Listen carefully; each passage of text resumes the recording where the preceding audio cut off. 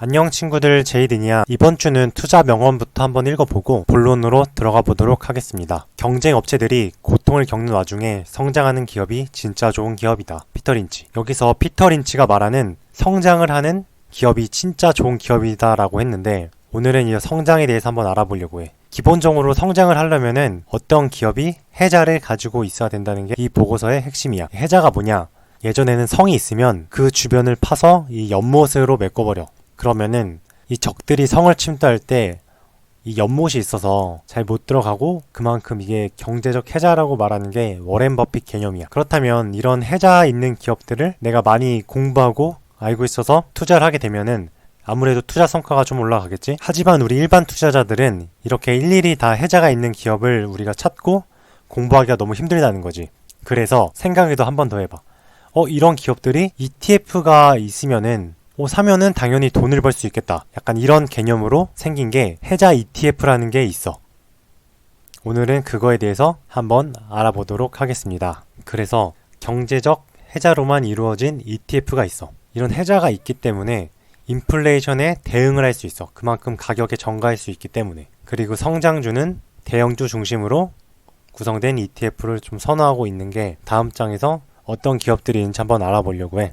아까 말했다시피 경제적 해자는 성이 있고 주변에 연못이 있어. 그래서 적들이 연못을 뚫고 지나가는데 많은 노력을 해야 된다는 거지. 그래서 이런 기업들로 알아보면은 이 방대한 사용자를 갖고 있는 아마존, 알파벳, 애플이 있고, 이 다국적 제약사가 있는데, 다국적 제약사가 대부분 신약을 많이 개발했어. 그 특허권을 지켜주려고 한 몇십 년 동안 그 특허권이 유지되고, 그 다음에는 이 제네릭이라고 하는 약이 출시되는데, 이 약들은 너도 나도 만들 수 있기 때문에 그때부터는 이제 이런 특허권을 가지고 있는 제약사한테 약간 악재가 될 수 있지. 그리고 저작권, 월트 디즈니, 엄청나게 많은 시리즈물을 갖고 있는 디즈니고, 그 강력한 기술, 이 반도체 같은 경우는 아무래도 부가가치 산업이다 보니까 비용도 많이 들고 해서 쉽게 새로운 경쟁자가 들어오기 힘든 게 반도체지. 그리고 교체 비용이나 이 위험에 관한 거, 의료 장비, 항공기, 대형 장비 이런 게 있고, 정보 보호와 규제는 방위산업,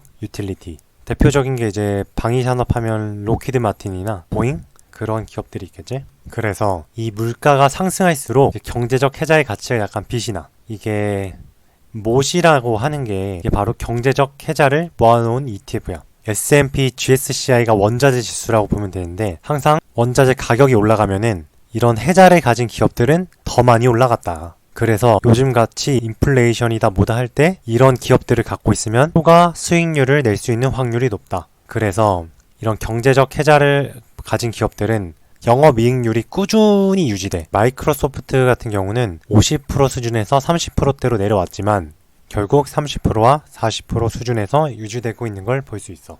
알코아 같은 경우는 맨 처음에는 15%로 나쁘지 않았지만 적자라도 갔다가 왔다 갔다 하는 거 보면은 이런 기업들은 경제적 해자가 많이 없는 걸로 볼 수 있어. 그만큼 가격 방어를 못하기 때문이지. 그래서 이 못이라고 하는 ETF가 있는데, 여기는 모닝스타에서 만들었어. 그래서 이제 다양한 업종의 경제적 해자를 가지고 있는 기업을 보유하는 ETF다 라고 생각하면 될 것 같아. 그래서 이 경제적 해자의 핵심은 인플레이션이 일어났을 때 가격을 부담할 수 있는 기업이라고 보면 돼. 그래서 핵심 수단은 가격 전가라고 보면 되고, 이 말이 곧 물가 상승에서 자유로운 기업이라는 거지. 그래서 경제적 해자를 보유한 기업들에 투자하고, 투자 종목 수는 50개며 동일 비중으로 투자하는 ETF다 라고 보면 될 것 같아.